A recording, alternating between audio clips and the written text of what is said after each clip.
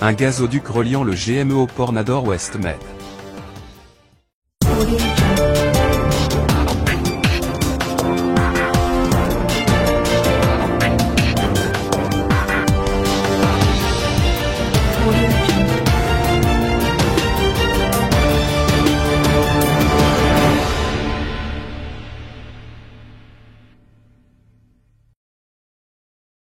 Le Royaume du Maroc va construire un gazoduc reliant le gazoduc Maghreb-Europe, GME, au nouveau terminal gazier du port Nador-West Med.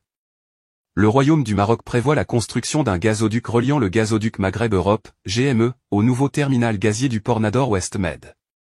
Un accord stratégique a été conclu à Rabat entre plusieurs ministères, dont ceux de l'Intérieur, des Finances, de l'Équipement et de la Transition énergétique, pour mettre en œuvre une nouvelle infrastructure gazière. Cet accord s'inscrit dans la continuité de l'engagement constant du Royaume du Maroc en faveur de sa souveraineté énergétique, de la décarbonation de son économie et de sa connectivité dans les marchés régionaux et mondiaux, comme l'a souligné le ministère de la Transition énergétique et du Développement durable dans un communiqué.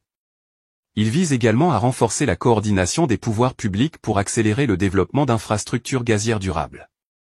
Ce programme, s'étalant sur plusieurs années, a pour objectif de fournir au Royaume du Maroc plusieurs points d'entrée pour l'importation de gaz naturel liquéfié, GNL, ainsi qu'une infrastructure de stockage et de transport du gaz naturel.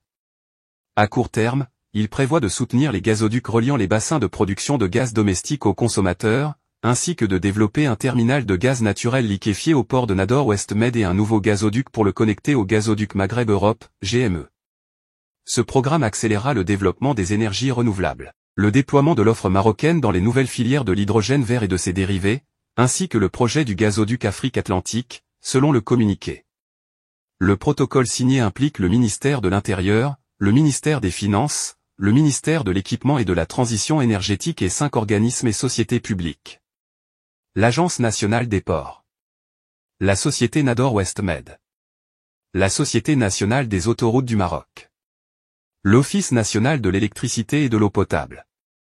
L'Office national des hydrocarbures et des mines.